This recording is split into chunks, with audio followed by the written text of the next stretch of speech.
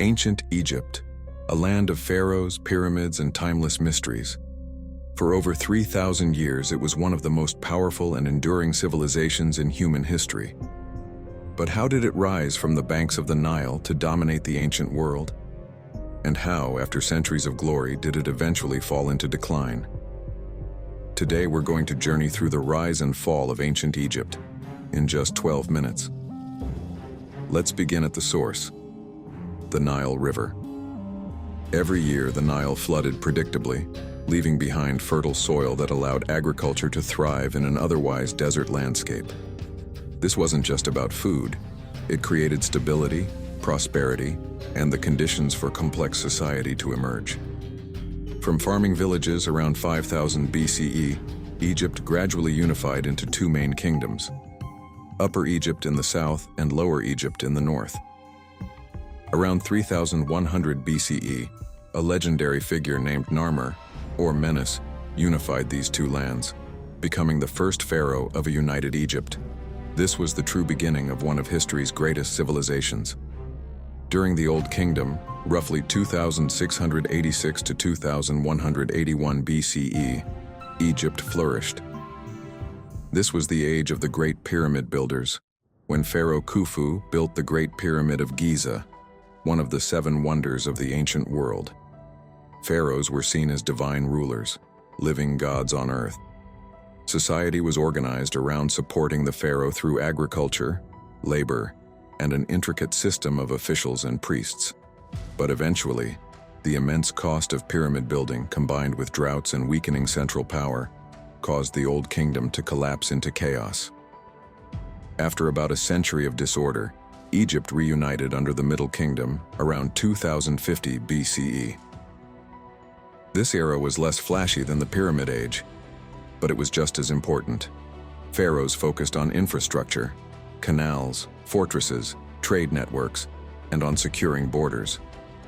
Art and literature also flourished. The Middle Kingdom gave Egypt a cultural golden age.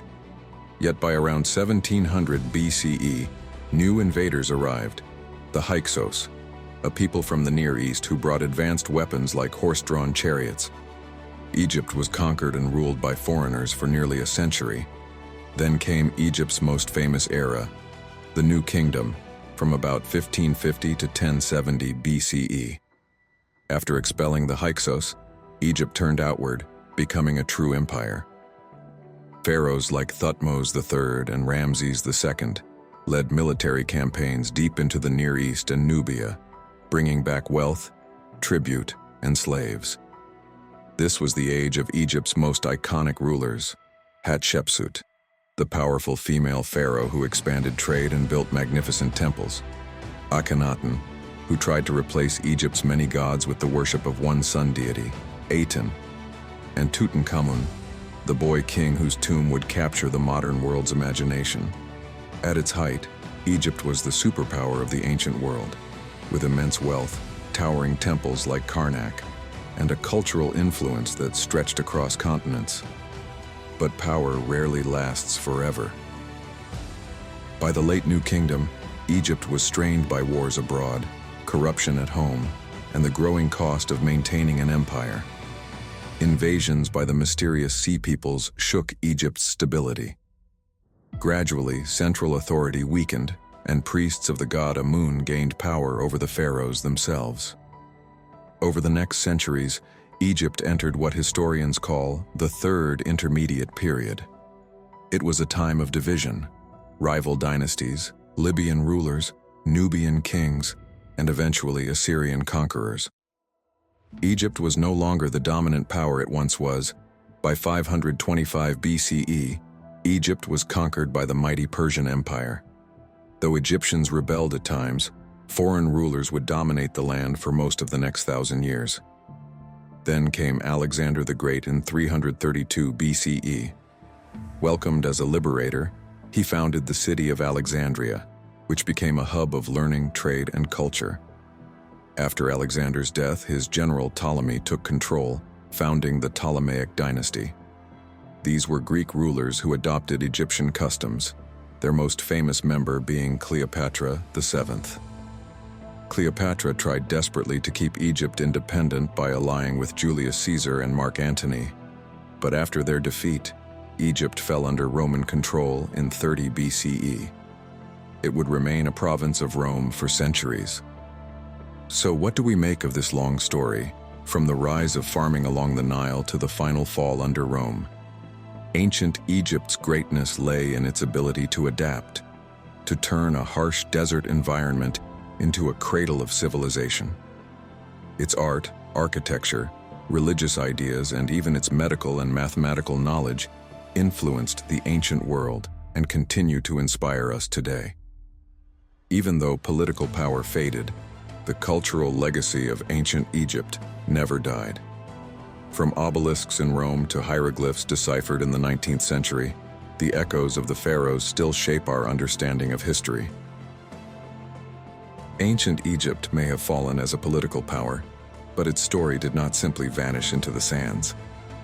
In many ways, the civilization's greatest triumph was not its armies or its kings, but its ability to leave behind ideas, symbols, and cultural patterns that rippled through history for thousands of years. Let's start with religion. Egyptian spirituality shaped not only the daily lives of its own people, but also left a mark on later cultures. Gods like Isis, Osiris, and Horus traveled beyond Egypt's borders, worshipped in Greek and Roman lands. The cult of Isis in particular became one of the most widespread religions in the Mediterranean world, attracting followers from Rome to Britain.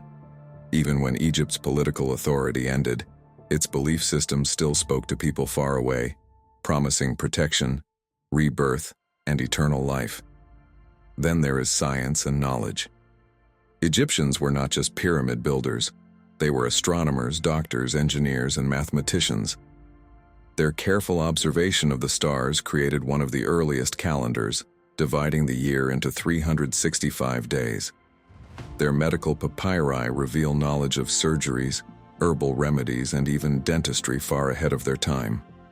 The great city of Alexandria, founded by Alexander but steeped in Egyptian tradition, housed the legendary Library of Alexandria.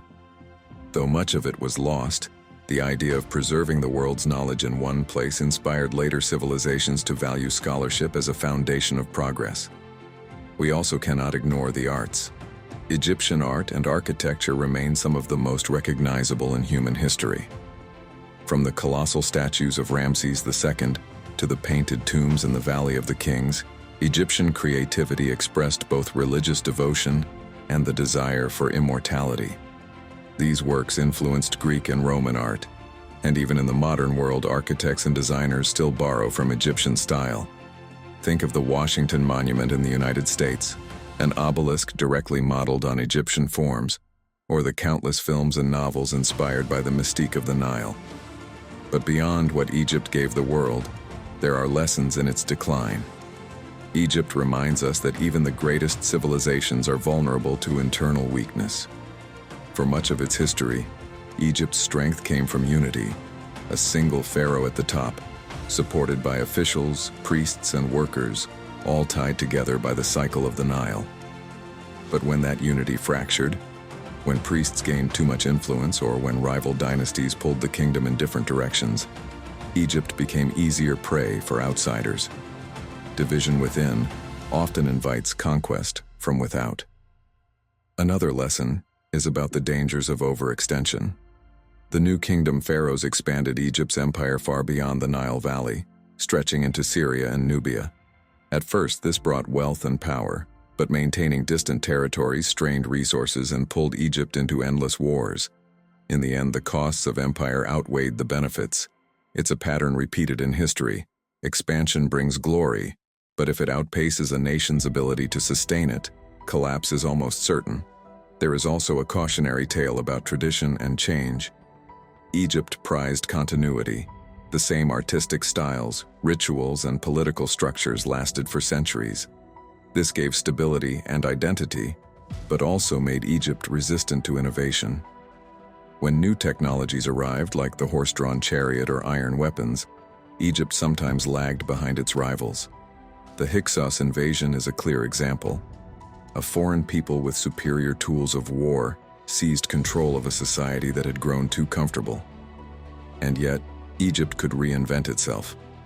The building programs of Hatshepsut and Ramses II reveal the power of vision in leadership.